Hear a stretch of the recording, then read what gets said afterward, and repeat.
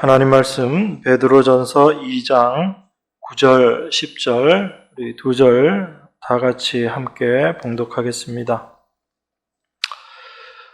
오직 너희는 택하신 족속이요 왕 같은 제사장들이요 거룩한 나라요 그의 소유된 백성이니 이는 너희를 어두운 데서 불러내어 그의 기이한 빛에 들어가게 하신 자의 아름다운 덕을 선전하게 하려 하심이라. 너희가 전에는 백성이 아니더니 이제는 하나님의 백성이요 전에는 긍휼을 얻지 못하였더니 이제는 긍휼을 얻은 자니라. 아멘.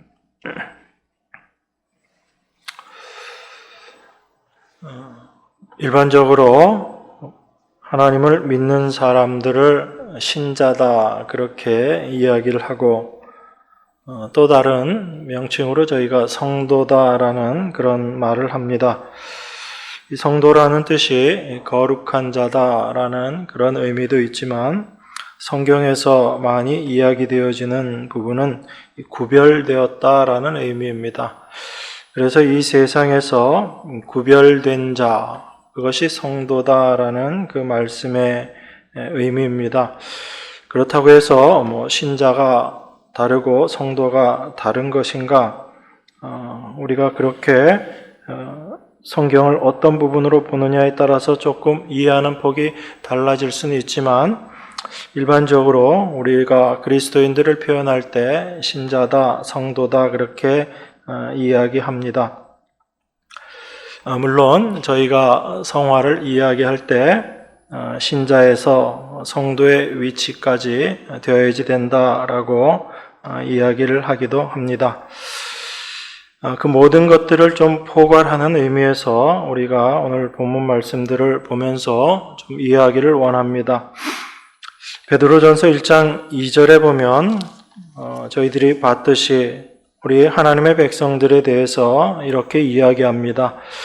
곧 하나님 아버지의 미리 아심을 따라 성령의 거룩하게 하심으로 순종함과 예수 그리스도의 핏부림을 얻기 위하여 택하심을 입은 자들, 이렇게 하나님의 백성들에 대해서 이야기를 하고 있습니다.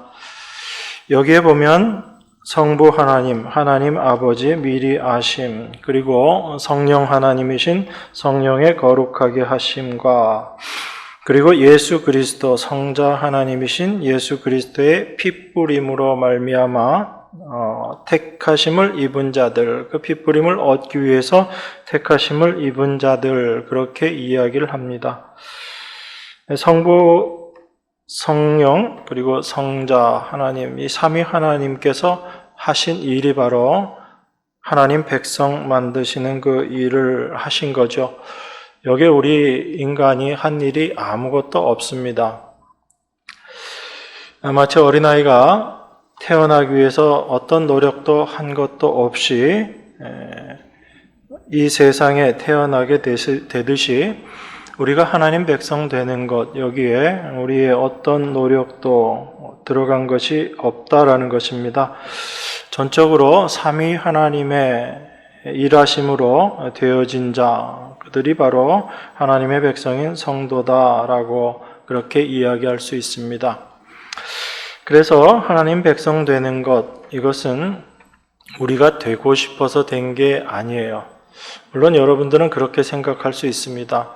내가 하나님 백성 되고 싶었는데 그래서 교회도 나오고 하나님 말씀을 많이 보고 듣기도 하고 그렇게 나의 열심이 있었는데 그렇게 우리가 생각할 수 있습니다.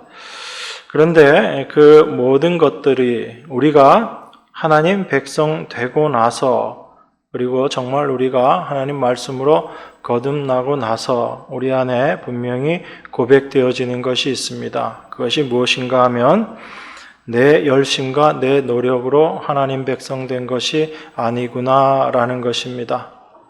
내가 하나님 백성 되는데 하나님께서 내 안에 하나님을 사모하는 마음을 주시고 그리고 말씀으로 나를 깨우쳐 주시고 하나님의 은혜를 깨닫게 하시는 그 모든 일에 하나님께서 행하셨다라는 것을 우리가 나중에 알게 되는 것입니다. 그래서 아직도 내가 무언가를 해서 하나님 백성 되었다라고 그런 생각을 갖고 있다면 그것은 우리가 잘못 생각하고 있는 것이다라는 것을 분명히 기억해야지 됩니다. 그래서 베드로전서 1장 23절에서도 너희가 거듭난 것이 썩어질 씨로 된 것이 아니요 썩지 아니할 씨로 된 것이니 하나님의 살아있고 항상 있는 말씀으로 되었느니라 그렇게 이야기하고 있는 것입니다. 이 말씀, 항상 살아있는 말씀으로 우리가 거듭나게 된 것이고 바로 이 말씀이 복음이다라는 것, 이것이 성경이 우리에게 이야기하고 있는 것입니다. 여러분, 사람이 왜 스스로 자기의 힘으로 거듭날 수 없는가? 그 이유는 너무나 분명합니다. 왜 그러냐면 우린 이미 허물과 죄로 죽어 있는 존재이기 때문에 그렇습니다. 죽을 존재도 아닌 거예요. 우리는 이미 죽어 있는 존재인 것입니다. 그런데 우리가 이 세상에 태어나서 열심히 살아가면서 내가 살았다라고 생각하고 자기의 삶을 어떻게 하면 더 행복하게 만들 것인가, 또한 어떻게 하면 내 삶을 내가 더 만족스러운 것으로 만들어낼 수 있을 것인가, 그렇게 수고하고 애쓰며 살아가고 있지만 사실 그 모든 것들이 죽은 자들이 일하고 있는 그 죽음을 향해서 이미 죽은 자들의 삶의 모습인 것이고 죽음의 향기를 뿜어내는 것일 뿐이다라는 것을 우리가 말씀을 통해서 확인할 수 있는 것입니다. 그래서 이 세상에 태어난 모든 인간들은 이미 허물과 죄로 죽어 있는 존재이기 때문에 자기 스스로의 힘으로 하나님 백성 될 수 없는 것입니다.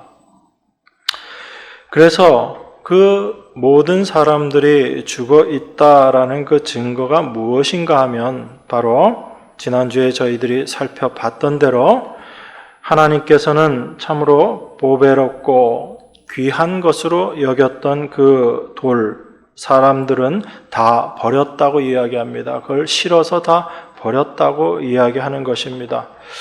그래서 그 하나님께서는 보배롭다라고 이야기하신 그 산돌이신 예수를 이 세상의 모든 사람들은 오히려 쓸모없는 것으로 그렇게 버려버린 것, 그것이 바로 이 모든 인간들이 죽어 있는 존재이고 참된 생명을 알아보지 못하는 그 모습임을 우리가 확인할 수 있는 것입니다. 그래서 이 세상 모든 사람들이 버렸던 그 돌을 우리의 힘이 아닌 우리 안에 계신 하나님으로 말미암아 참된 돌로, 우리 안에 보배로운 돌로 우리가 깨닫게 되고 받아들이게 되는 것, 이 모든 것이 하나님이 우리 안에서 행하시는 일이다라는 것입니다. 그러한 자들을 하나님께서는 부끄러움을 당하지 않게 하실 것이다, 그렇게 이야기하시는 거죠. 그런데 부끄러움을 당하지 않게 할 정도뿐만 아니라 하나님은 우리에게 더 큰, 더 아름다운, 더 명예로운 이름을 우리에게 허락하십니다. 그것이 오늘 9절에 나와 있는 말씀입니다.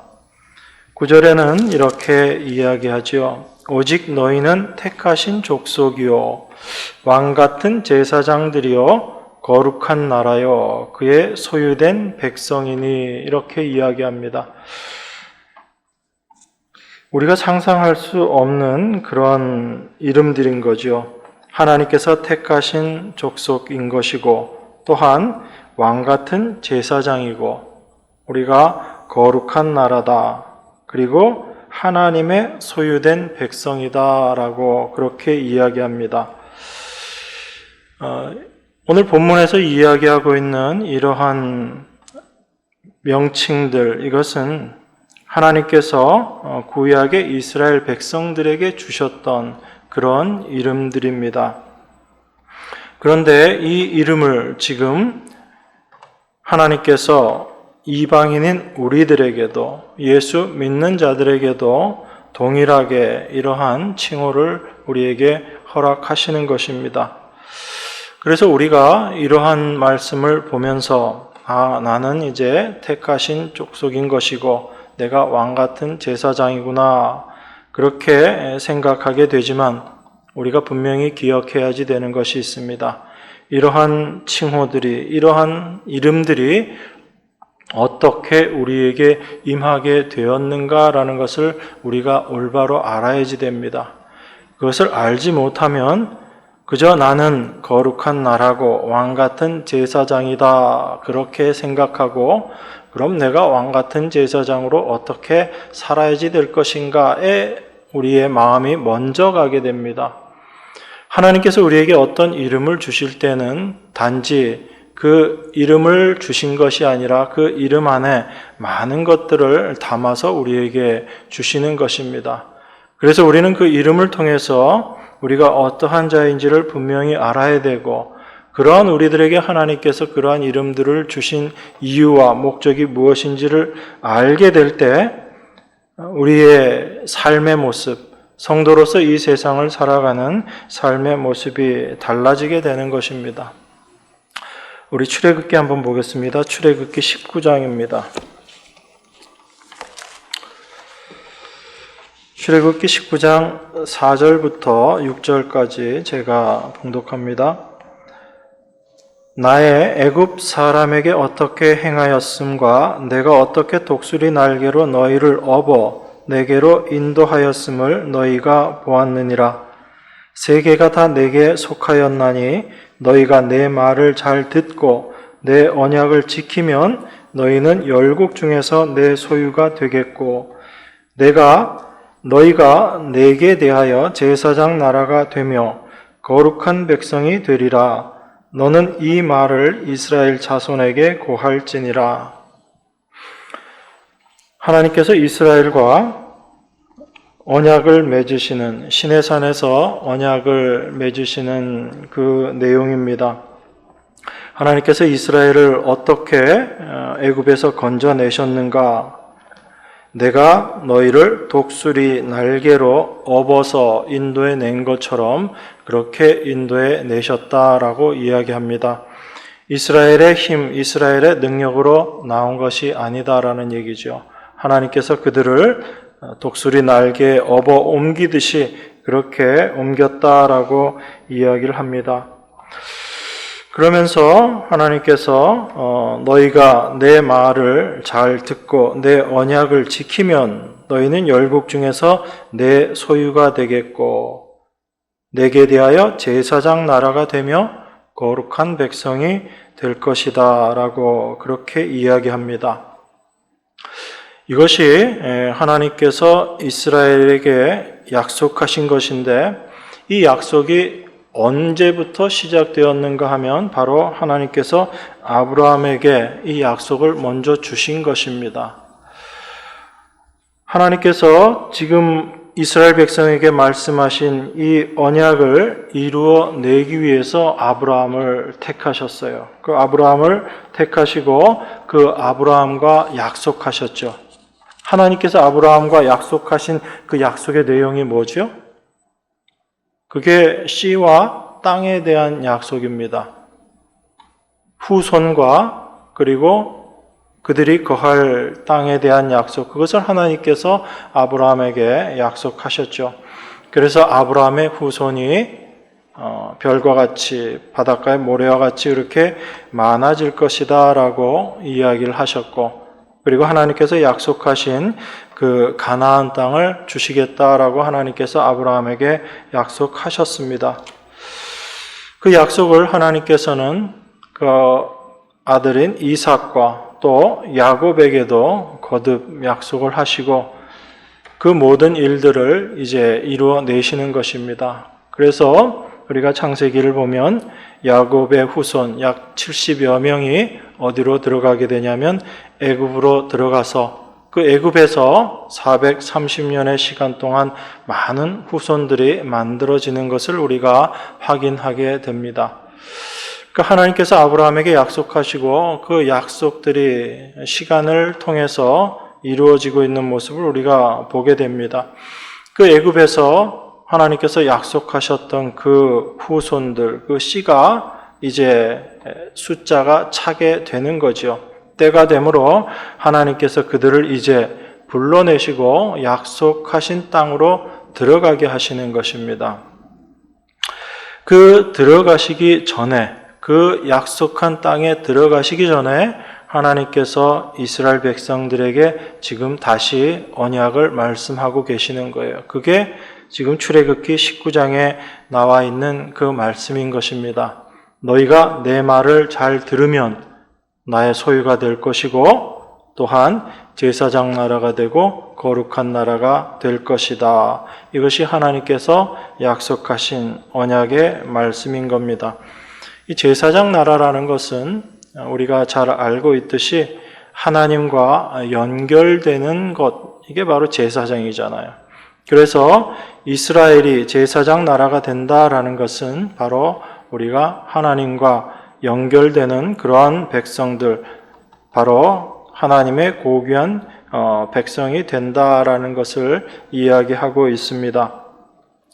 바로 이 제사장을 통해서 이스라엘에게 복이 내려지는 것처럼 제사장 된 우리들을 통해서 하나님의 복이 흘러나오게 되는 것입니다. 이처럼 고귀한 신분이 바로 제사장 나라라는 그 은혜의 말씀인 거죠. 이러한 하나님의 언약의 말씀에 대해서 이스라엘 백성들이 어떻게 반응하죠? 우리가 다 지키겠습니다라고 그렇게 이야기합니다. 그래서 출애굽기 19장 7절 8절을 보면 이렇게 이야기합니다.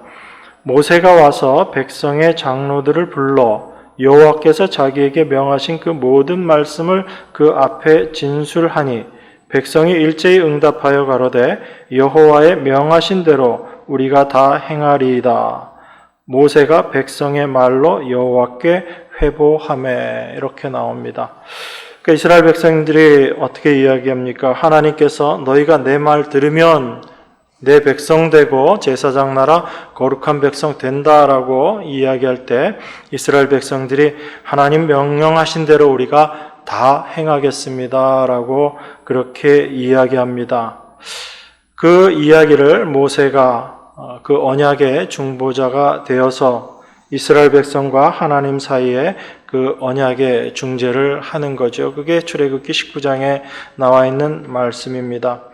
그렇게 하나님께서 시내산에 강림하시고 이스라엘과의 언약이 체결이 된 거죠. 그래서 그 언약이 체결된 것을 유지하기 위해서 모세가 하나님께로 그 언약, 율법을 받으러 갑니다. 그 율법을 받으러 가는 그 40일의 시간 동안에 큰 일이 생겨나게 됩니다. 어떤 일이 생기나요? 이스라엘 백성들이 모세가 더디오는 것을 기다리지 못하고 있는 거죠. 그래서 기다리지 못하고 어떤 일을 벌이냐면 금송아지를 만듭니다. 그 금송아지를 만들어서 이스라엘 백성들이 그 금송아지를 뭐라고 이야기하죠?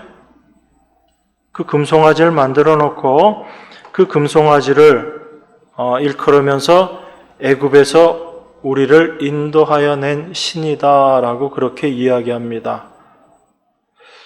그 신을 여호와다라고 그렇게 부른 거예요. 그래서 출애굽기 32장에 보면 이스라엘 백성들이 금송아지를 만들어 놓고 여호와의 절일이다라고, 절기다, 특별한 날이다라고 그렇게 하면서 축제를 벌인 것입니다. 하나님과 언약을 체결하고 그 얼마의 기간이 지나지 않아서 이스라엘 백성들이 그 언약을 배반해 버리는 거죠.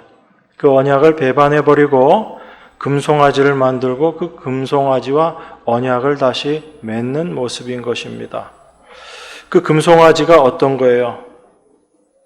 이스라엘 안에 있었던 욕망인 것이고 그들이 바라고 있었던 모습이 금송아지라는 것으로 나타나게 된 것입니다.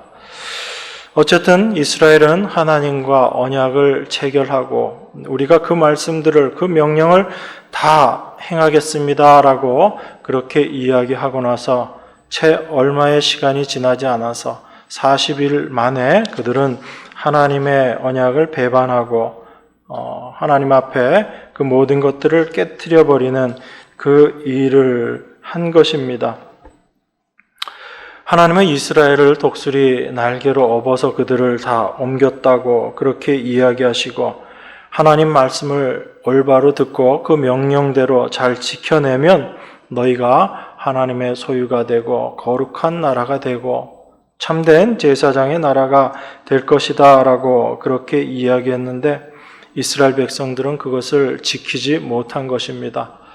우리는 이 말씀을 통해서 뭘 확인할 수 있을까요?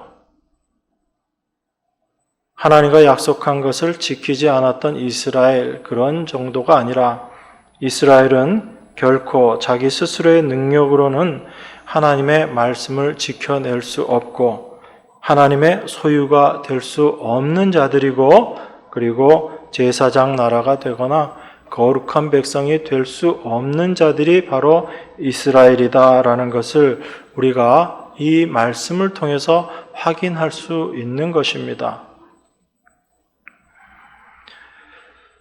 그러니까 우리가 이 말씀을 보면서 하나님께서 우리를 제사장이요 거룩한 백성이고 하나님의 소유된 그런 택하신 백성이다라는 그 귀한 이름을 우리가 받게 될 때, 우리는 하나님께서 이 모든 일들을 주시는 과정 속에서 어떠한 일을 하셨고, 또한 그 말씀을 받은 자들이 어떤 일을 행했는지를 우리가 확인할 수 있어야지 되는 것입니다. 그것을 올바로 알 때 이 이름이 우리에게 참으로 귀한 이름으로 되어지는 것입니다. 여러분, 하나님께서 아브라함에게 약속하셨던 그 약속의 말씀, 이스라엘이 그 하나님의 말씀을 지키지 않고 배반한다고 해서 그 하나님의 약속, 하나님의 언약이 이루어지지 않게 되나요? 그래도 하나님은 그 약속을 이루어내십니다. 그 약속을 어떻게 해서 하나님께서 이루어내시죠? 이스라엘 백성들은 늘 배반하고 하나님 말씀 앞에 늘 배반하는 모습으로 그렇게 나타나지만, 하나님께서는 그 약속하신 것을 반드시 지켜내시는 것입니다. 그래서 그 하나님께서 약속을 이루어내시는 모습들을 성경에 다 기록을 해놓은 것입니다.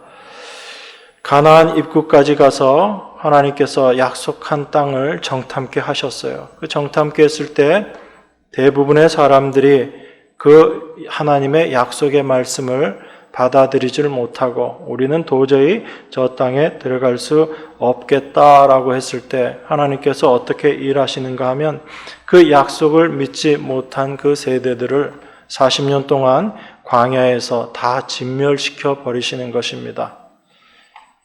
하나님의 말씀을 믿지 못하고 지키지 못하는 자들을 하나님께서 다 진멸시키시고 새로운 세대를 일으키셔서 가나안으로 들어가게 하십니다. 그것이 하나님께서 일하시는 모습인 것이거든요. 그런데 문제가 또 있습니다. 하나님께서 그들을 가나안에 집어넣어 놨더니 또 어떤 일들이 생기죠? 이제 그들은 거룩한 백성으로, 하나님 나라의 거룩한 백성으로 그들이 살아야지 되는데, 하나님 나라를 위해서 살아야지 되는 그들이 하나님의 왕됨을 원하지를 않습니다.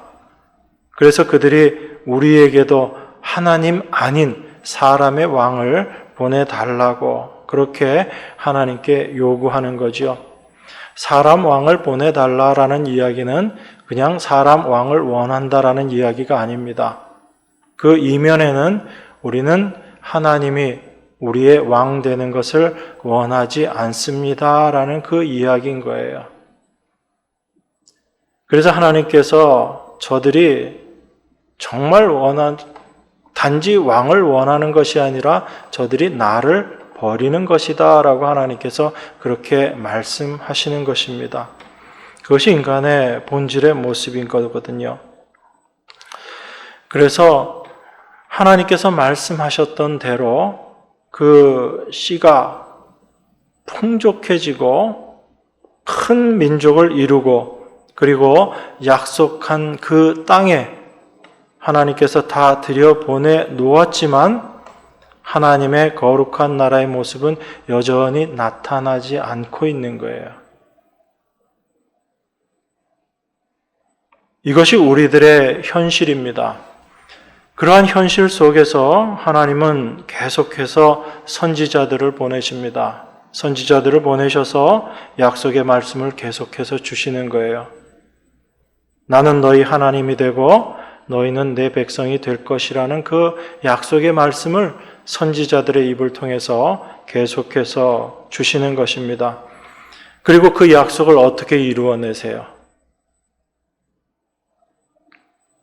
하나님께서 그 씨에 대한 약속, 땅에 대한 약속을 다시 새롭게 이루어내시는 것입니다. 그것이 원래 하나님께서 말씀하셨던, 목적하셨던 씨와 땅에 대한 약속이거든요. 그래서 그 씨에 대한 약속을 사람의 혈통이 아닌 하나님의 말씀, 하나님의 씨로 말미암아 되어지는 자들이라고 하나님께서, 이 땅에 오신 예수님께서 다시 우리에게 깨닫게 해 주시는 거예요. 참된 하나님의 씨, 그 약속의 혈통, 그 약속으로 말미암은 자들은 하나님의 말씀으로 거듭난 자들이 참된 하나님의 백성이다라고 그렇게 이야기합니다. 뿐만 아니라 우리가 생각했던, 세상 사람들이 생각했던 그 땅에 대한 약속은 눈에 보이는 이 땅이 아니라 하나님께서 우리에게 주시고자 하셨던 땅은 영원한 하늘의 나라, 그것이 하나님께서 약속하셨던 땅이다라는 것을 예수님께서 말씀하십니다. 그리고 그 약속을 예수님께서 온전히 다 이루어내시는 거예요. 그래서 신약에서도 보면 그 씨, 하나님께서 약속하셨던 그 씨, 그게 바로 그리스도다라고 그렇게 이야기하고 있는 것입니다. 그래서 하나님의 그 약속을 예수 그리스도께서 온전히 다 이루어내심으로 말미암아 하나님의 백성들에게 오늘 말씀하신 이 호칭들, 이 이름들이 온전히 주어지게 되는 것이다.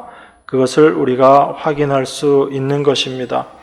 택하신 족속이요, 왕같은 제사장이요, 거룩한 나라요, 그의 소유된 백성이다라는 이 이름들은 하나님께서는 분명히 말씀하신 대로 그 이스라엘은 이것을 도무지 받을 수 없는 존재였는데 하나님께서 이 약속을 오히려 다 지켜내시고 그것을 우리들에게, 그 거룩한 이름을 우리에게 주신 것입니다. 그렇기 때문에 우리는 이 이름을 받고 이 이름을 생각할 때마다 우리가 기억해야지 되는 것이 있습니다.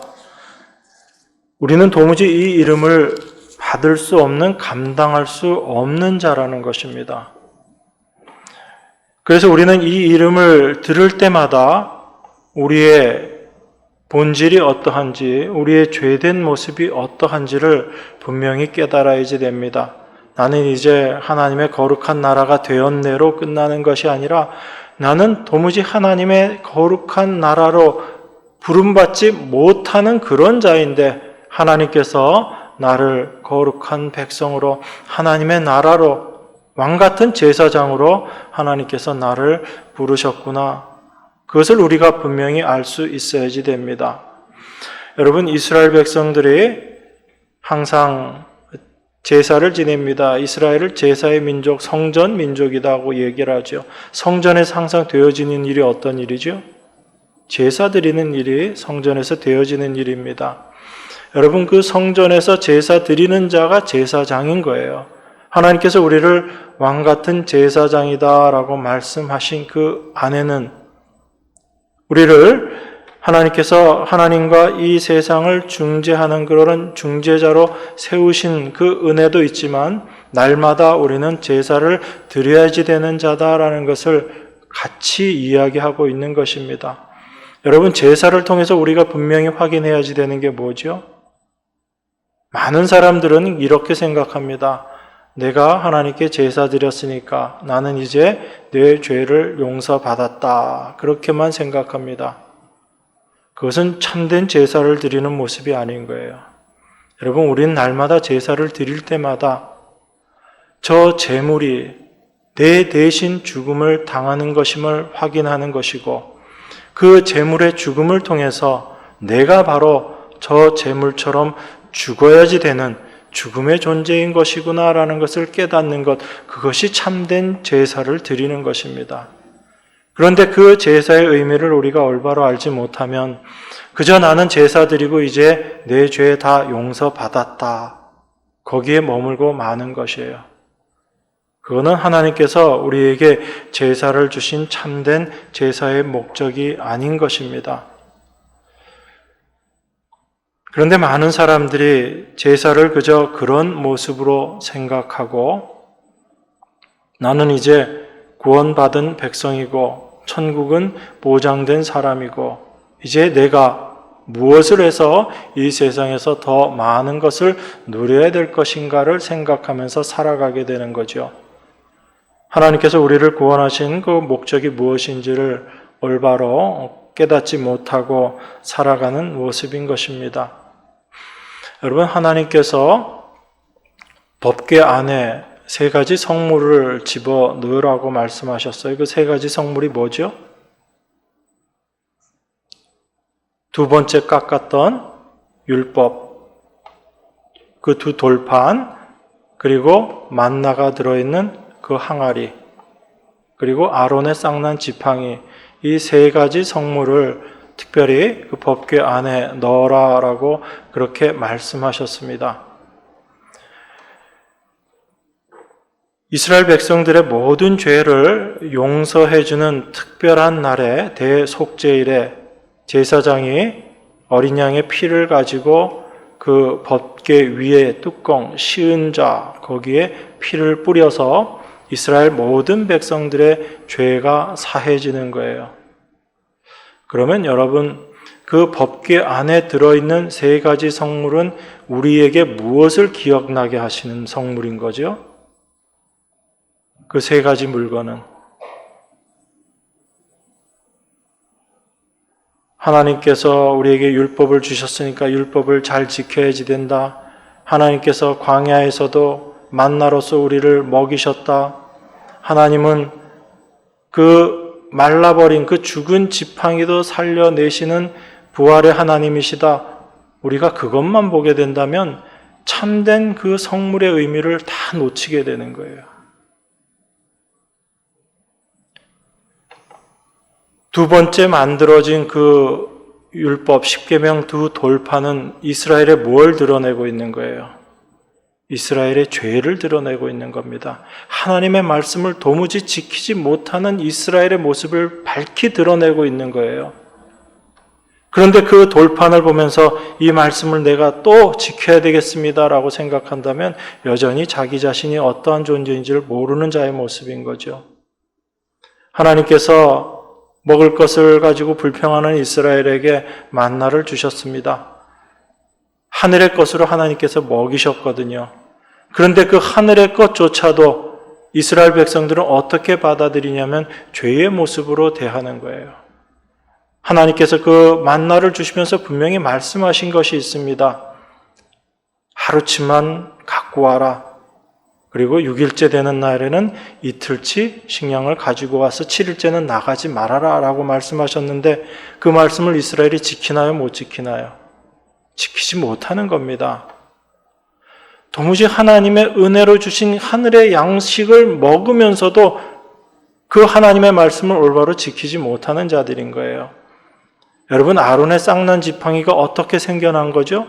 저절로 아론의 지팡이에 싹이 나버린 건가요? 이스라엘 백성들이 하나님 앞에 반역함으로 말미암아 하나님의 살아계심을 증거하는 것이 아론의 쌍난 지팡이거든요. 그러니까 법궤 안에 들어있었던 그 물건들은 바로 이스라엘의 죄를 기억나게 하시고 그 죄 위에 하나님의 보배로운 피가 뿌려짐으로 말미암아 용서하시는 하나님의 은혜와 사랑이 드러나는 것, 그것이 법궤를 통해서 우리에게 보여주시는 말씀인 것이거든요. 하나님께서 지금 우리를 너희는 택하신 족속이요 왕 같은 제사장이요 거룩한 나라라라고 말씀하는 것은 단지 우리가 이러한 존재가 되었다라는 것이 아니라 너희가 어떻게 해서 이러한 존재가 되었는지를 분명히 기억하라는 것입니다. 그것을 기억하는 자들이, 내가 어떻게 하나님의 백성이 되었는지를 아는 자들만이 이 세상을 살면서 행하게 되는 하나님의 뜻을 이루어내는 자로 살아가게 되는 것입니다. 그것을 9절 후반부에 이렇게 이야기합니다. 9절 처음부터 다시 읽겠습니다. 오직 너희는 택하신 족속이요 왕같은 제사장들이요 거룩한 나라요 그의 소유된 백성이니 이는 너희를 어두운 데서 불러내어 그의 기이한 빛에 들어가게 하신 자의 아름다운 덕을 선전하게 하려 하심이라. 여러분, 이게 하나님께서 우리를 불러내신 목적이다라는 것입니다. 여러분들의 행복을 위해서 하나님께서 여러분들을 불러내신 게 아니에요. 여러분들이 원하는 것을 하나님께서 주시기 위해서 하나님께서 불러내신 게 아닙니다. 하나님은 하나님의 뜻이 있으신 거예요. 그 하나님의 뜻, 하나님께 행하신 그 일들을 드러내는 자로 살게 하시기 위해서 우리를 불러내신 것입니다. 그런데 그 하나님의 은혜를 알지 못하고 그저 나의 행복과 나의 만족만을 위해서 살아간다면 그들은 하나님의 택하신 족속이다라고 할 수 없는 거죠. 우리가 이런 놀라운 지위, 놀라운 위치에 있게 된 것이 우리의 공로가 아니다라는 것, 삼위 하나님께서 행하신 일이다라는 것을 우리가 처음에 확인했습니다. 우리는 다 어둠에 있던 자들이었거든요. 요한복음 1장에 보면 어떻게 이야기하죠? 빛이 어둠에 비치는데 어둠이 깨닫지 못하더라라고 이야기합니다. 도무지 알지 못하는 자들이었거든요. 그런데 그 어둠 가운데 있는 자들을 하나님께서 어떻게 하셨다는 얘기예요? 그들을 불러내셨다는 얘기입니다.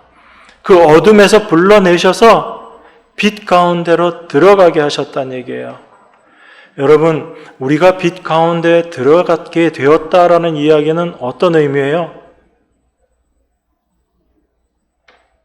에베소서 말씀이나 우리 요한일서 거기에 나와 있는 말씀들을 통해서 보면 우리가 빛 가운데 들어가게 됐다는 얘기는 내가 내 안에 있는 죄를 이제 올바로 발견하게 되었다라는 이야기입니다.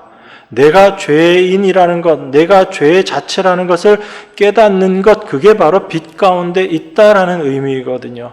어둠 가운데 있는 자들은 여전히 나의 죄인됨을 알지 못하는 것입니다. 입으로는 죄인이라고 이야기할지 몰라도 그 삶 가운데 나의 죄인됨의 고백은 전혀 나오지 않는 거죠. 그것이 여전히 어두움 가운데 있는 자들의 모습인 것입니다.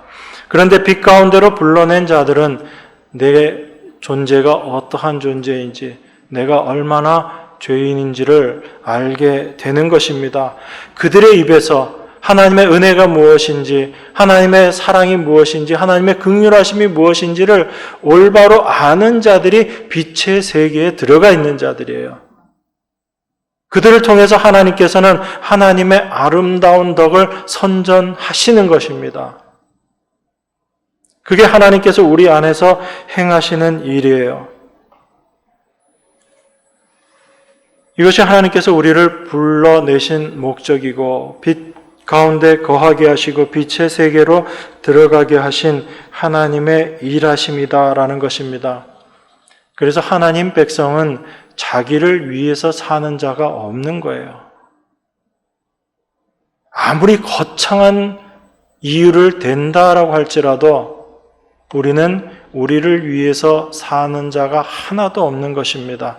오직 하나님의 뜻을 이루기 위해서 사는 자들이고, 하나님의 뜻은 우리의 행복이 아니라 하나님의 영광을 드러내는 것, 이것이 하나님의 뜻이에요. 그런데 빛의 자녀라고 이야기하면서도 여전히 하나님의 말씀을 왜곡하고 하나님의 말씀을 올바로 우리가 알지 못하고 그렇게 살아간다면 우리는 말씀 앞에 오늘도 깨어져야지 될 존재임을 다시 한번 확인하는 것입니다.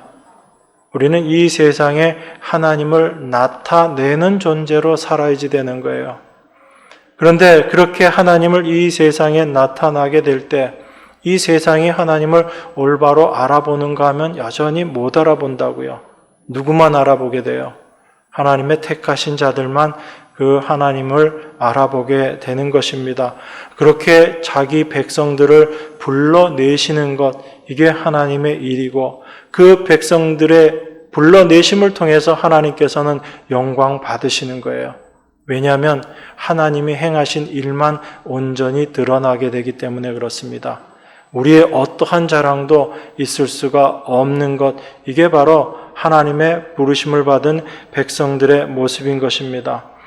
그래서 우리가 하나님의 거룩한 나라고 그의 소유된 백성인데 그 하나님의 아름다운 덕을 선전하게 하려는 것이다 라고 이야기하면서 우리가 어떠한 존재였던지를 10절에서 이야기하고 있는 것입니다. 10절 다 같이 한 목소리로 읽겠습니다. 너희가 전에는 백성이 아니더니 이제는 하나님의 백성이요 전에는 긍휼을 얻지 못하였더니 이제는 긍휼을 얻은 자니라.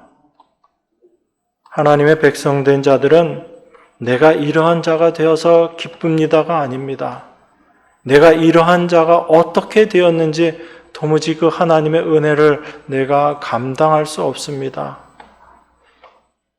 내가 전에는 하나님 백성 아니었고 내가 전에는 도무지 하나님의 긍휼을 입을 수 없는 자였는데 하나님 그러한 나에게 내가 행한 것 아무것도 없고 나는 죄 지은 것밖에 없는데 이러한 나를 하나님께서 하나님 백성으로 삼아주시고 하나님의 긍휼을 쏟아 부어 주심으로 말미암아 하나님의 거룩한 나라로 불러주신 그 은혜가 참으로 감사합니다 하는 이 하나님의 덕을 선전하는 자로 살아가는 것, 이게 참된 하나님의 백성들의 삶의 모습이다라는 것을 여러분들이 기억하셔야지 됩니다. 여러분, 베드로 사도가 왜 이런 이야기를 하고 있을까요? 베드로전서는 어떤 내용이죠?